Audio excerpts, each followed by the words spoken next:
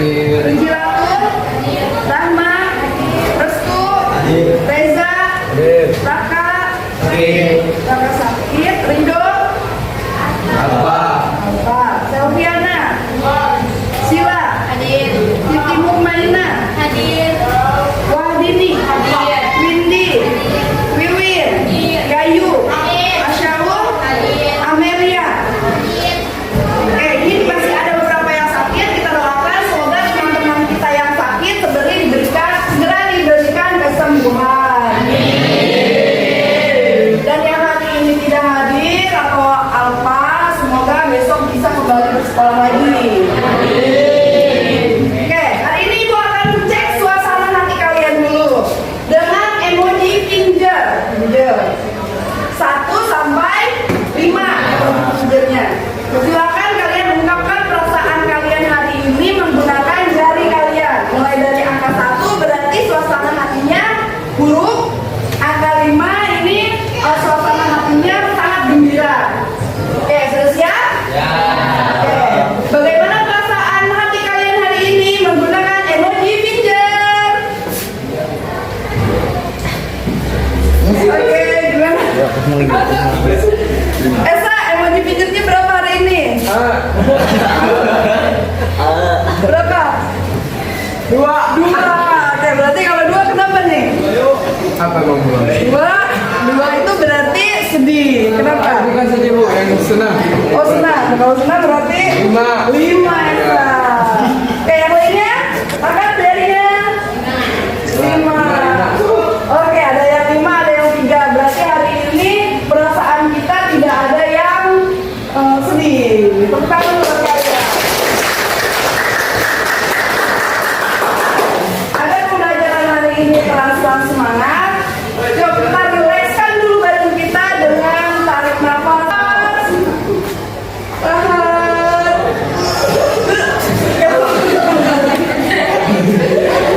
Oke, sudah rileks?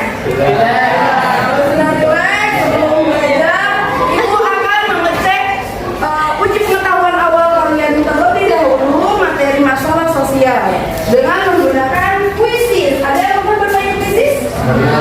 Pernah ya? Kalau sudah pernah berarti gampang nih mainannya. Silakan dibuka HP-nya masing-masing.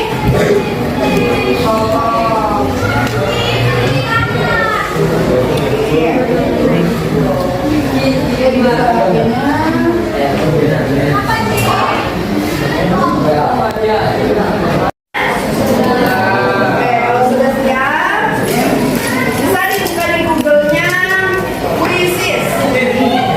Cari kuisis.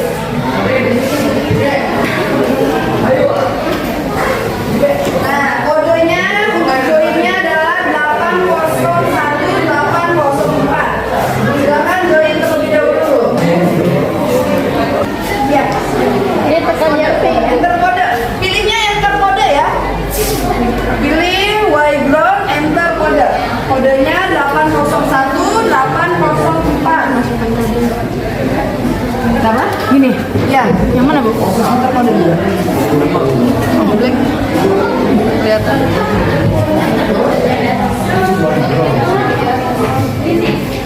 Ini udah enter kode nih. Udah. Ini masukin kode nih.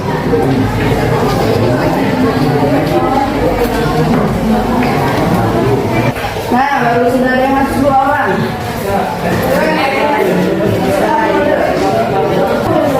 Ayo, nama ya.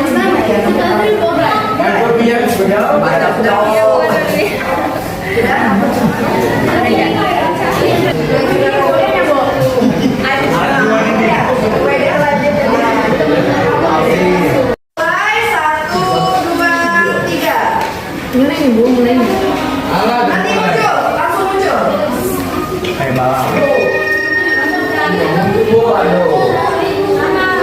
Kalau yang nggak muncul berarti ngelek HP-nya. Hey Titi.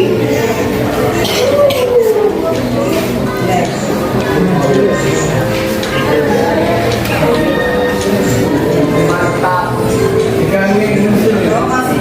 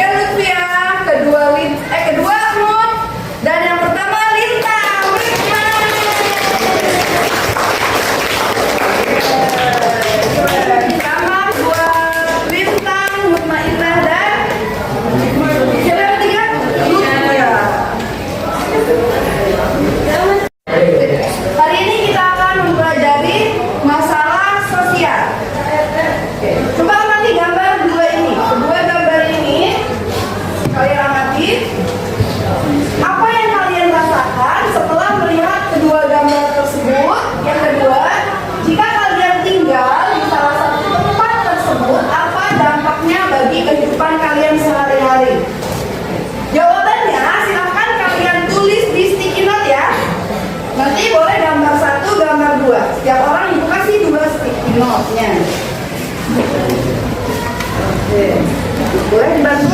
Saya Bu. Nah, di sini gambar 1. Ini gambar 2. silakan. Gambar 1 tempel di sini, gambar 2 tempel di sebelah sini. Apa yang kalian rasakan setelah melihat kedua gambar ini? Jika kalian tinggal di salah satu tempat tersebut, apa dampaknya bagi kehidupan sehari-hari kalian?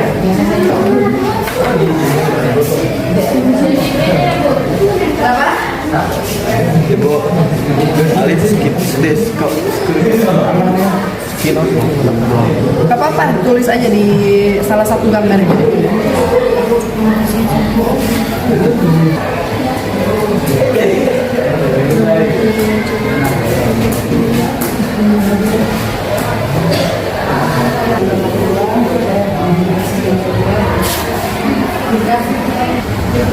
Semuanya? Oke, kalau sudah silakan kalian tempel gambar 1 sebelah kiri, gambar 2-nya sebelah kanan. Silakan mulai tempel.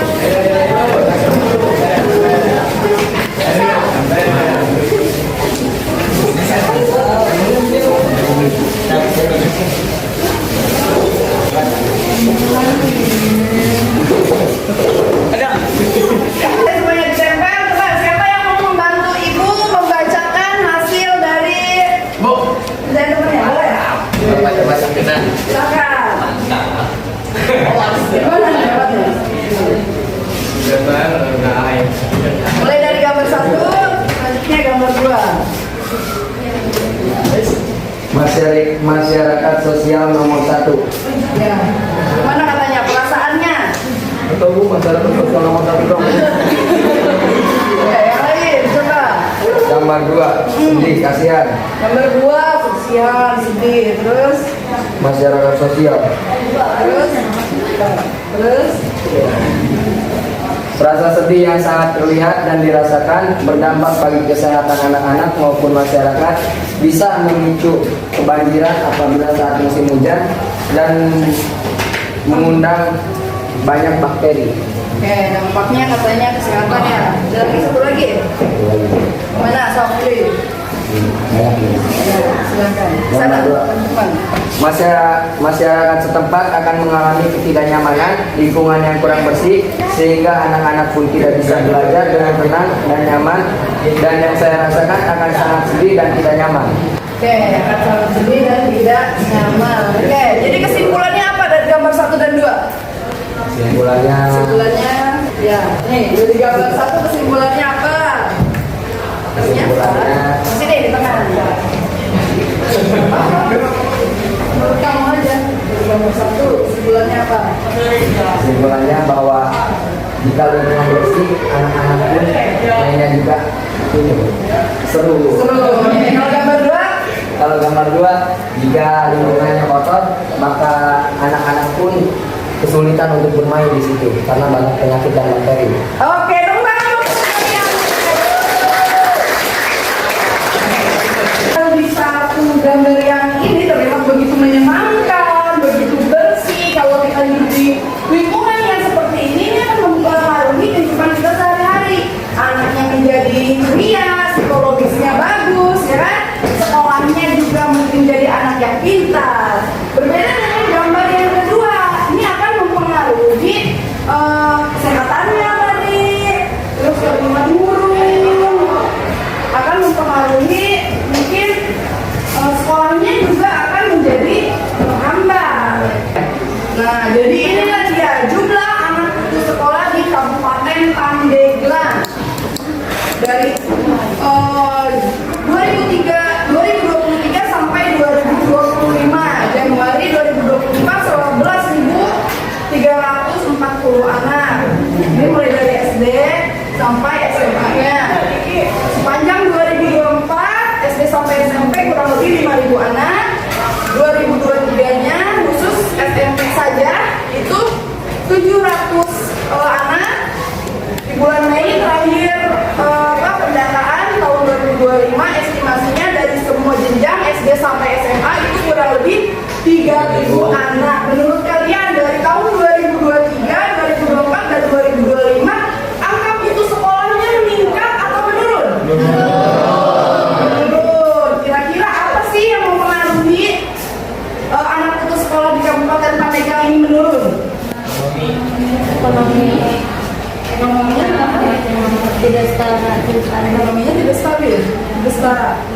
Tadi kan anak putus sekolahnya dia menurun kan? Iya. Sekarang anak-anaknya berarti lebih banyak yang banyak yang sekolah. Kira-kira kenapa?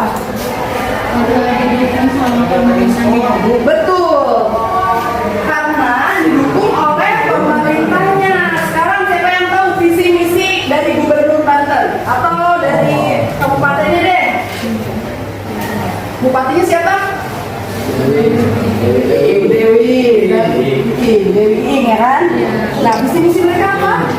Salah satunya adalah untuk mengatasi pendidikan di daerah Kabupaten Pandeglang. Ini adalah masalah yang menjadi perhatian pemerintah. Makanya di Kabupaten Pandeglang setiap tahunnya itu angka anak putus sekolahnya bisa menurun. Oke, dari gambar dan nih, menurut kalian materi apa sih yang akan kita bahas? Masalah sosial. Betul, masalah sosial. Ya, kita akan membahas masalah sosial. Tujuannya adalah yang pertama kita harus memahami dulu pengertian masalah sosial itu apa, jenis masalah sosial itu apa, dan karakteristik masalah sosial itu seperti apa. Silakan sekarang kalian baca di buku sosiologinya atau di internet mengenai pengertian masalah sosial, jenis masalah sosial itu apa saja, serta karakteristik masalah sosial. Ayo silahkan dimulai.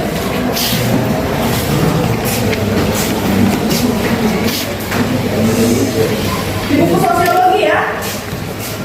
Kemarin udah dijelaskan kan? Tinggal dibaca lagi. Oke, udah selesai bacanya?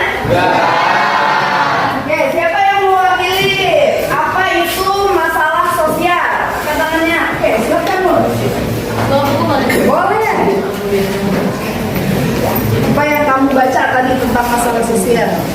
Jadi teman-teman, masalah sosial itu adalah kondisi dalam masyarakat yang dianggap menyimpang dari nilai dan norma yang berlaku serta menimbulkan dampak negatif bagi masyarakat.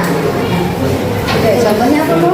Contohnya kayak gambar tadi kan yang di gambar 2 itu termasuk masalah sosial karena kondisinya sangat terpuruk, tidak memadai, tidak seperti nilai dan norma. Kan harusnya di umur seperti itu harusnya ada lingkungan yang bersih, tenang, sehingga tidak berdampak buruk bagi kesehatan dan masa depannya.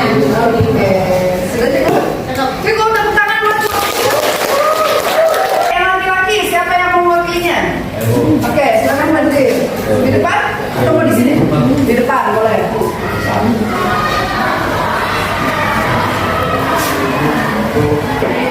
Assalamualaikum warahmatullahi wabarakatuh.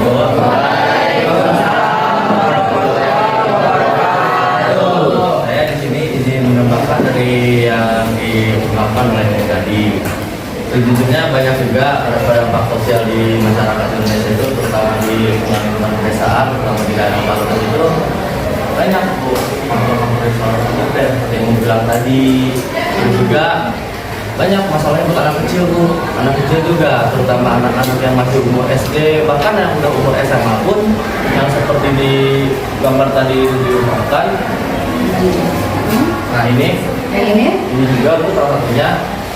Itu banyak anak-anak yang bahkan dari umur segini pun tidak ada yang melakukan kegiatan sekolah, bahkan tidak sekolah sama sekali. Dan tidak sebelumnya juga yang ini pun di sini ada tertera dari SD SMK. Berarti di sini tuh memberitahu dari anak ini tuh sebelumnya dia sudah pernah putus sekolah, tapi entah kenapa, entah masalah apa yang dihadapi, mungkin ada masalah dari ekonomi dia, atau bahkan mungkin dari sumber pencari uangnya itu, nafkahnya itu loh, seperti bapaknya mungkin mengalami apa, mungkin atau mungkin masalah lapangan kerjanya yang sekarang sulit untuk didapatkan gitu. Oke, itu adalah masalah sosial. Tangan dulu buat Pak.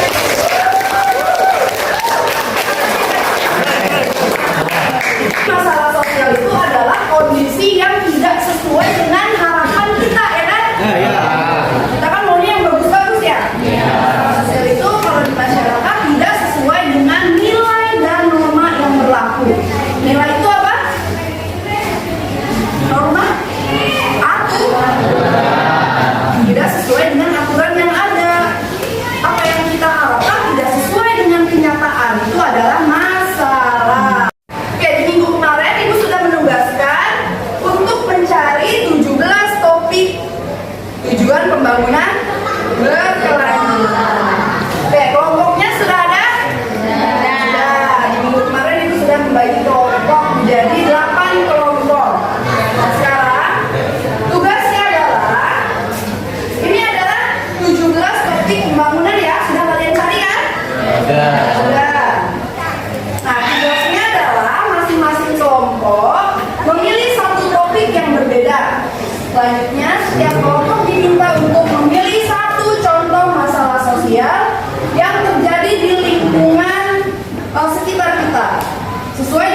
yang dipilihnya.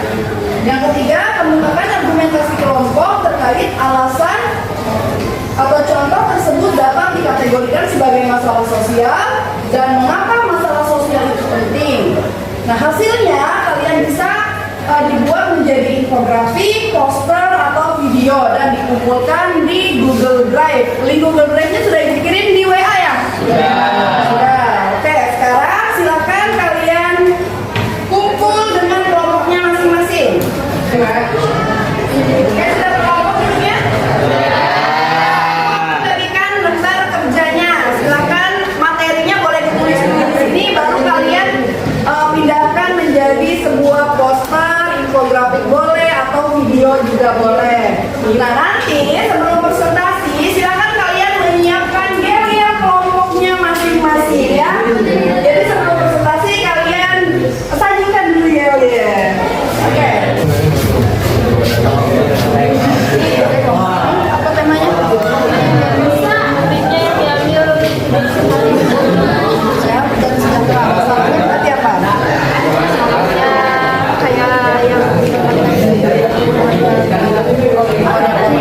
Foto baik. Sudah selesai diskusinya? Sudah. Oke, sudah mengumpulkan di Google Drive belum? Sudah. Lihat dulu ya di Google Drive-nya. Bagaimana ya? Oke, sip. Sudah masuk? Sudah. Nah, ini dia tugas kelompoknya.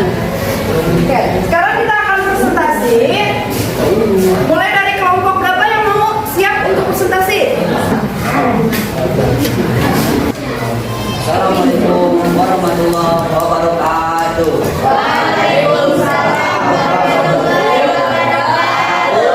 Sekarang gender adalah tentang kesepakatan yang sama, bukan perbedaan. Selamat pagi teman-teman. Kami dari kelompok 2 akan membahas tentang kesepakatan gender. Teman-teman, izinkan saya untuk memaparkan materi diskusi tentang hal ini, yaitu tentang kesetaraan gender. Kesetaraan gender adalah hak manusia, kunci masa depan yang adil. Anak perempuan dilarang melanjutkan kuliah karena dianggap lebih baik menikah atau mengurus rumah. Larangan ini mencerminkan pola pikir patriarki yang masih kuat di sebagian masyarakat. Ketika perempuan dibatasi hanya dalam urusan domestik, potensi mereka dalam bidang pendidikan ekonomi dan sosial menjadi terhambat. Ini adalah bentuk ketidakadilan karena membatasi hak perempuan, membatasi hak dasar seseorang untuk memilih jalannya sendiri. Ya, silakan. Perkenalkan diri dan kelompok. Perkenalkan, nama saya Kusnumi Cahyani dari kelompok 1. Saya ingin bertanya, bagaimana mewujudkan kesetaraan gender dalam kehidupan sehari-hari? Baik, terima kasih untuk pertanyaannya. Akan langsung saya jawab. Nah, karena di kehidupan sehari-hari kita melakukan aktivitas kita. Bagaimana kita mewujudkan kesetaraan gender di kehidupan kita sehari-hari itu? Contohnya untuk perempuan dan laki-laki, jika kita sedang melakukan sesuatu hal-hal yang berat sekalipun, jika tidak harus memandang gender. Contohnya kita piket kelas. Nah, ini sangat gampang ya untuk diadaptasikan di kehidupan sehari-hari. Jadi misalkan kita piket kelas tuh biasanya kan hanya nyapu, kan? Nah, tugas sebenarnya itu tuh tugas kita bersama, tugas piket. Jadi nggak harus perempuan saja, ya kan? Tidak harus perempuan saja yang bisa menyapu. Kadang-kadang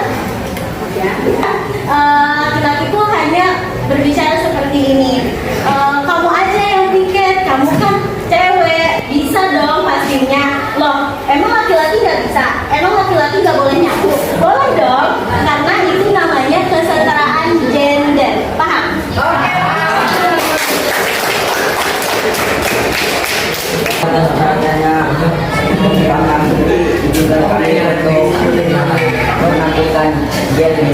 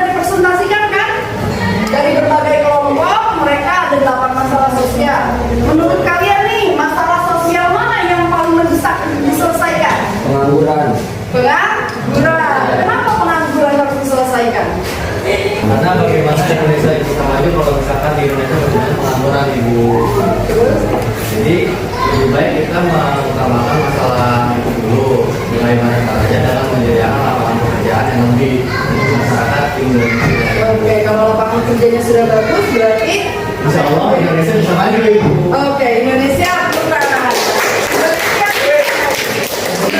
Indonesia emas ya kan? Berarti yang pertama pengangguran dulu nih, karena kalau masyarakatnya sudah tidak menjadi pengangguran, punya penghasilan, kualitas ekonominya meningkat, pasti pendidikannya bagus, ya kan? Kesehatannya juga bagus. Jadi yang pertama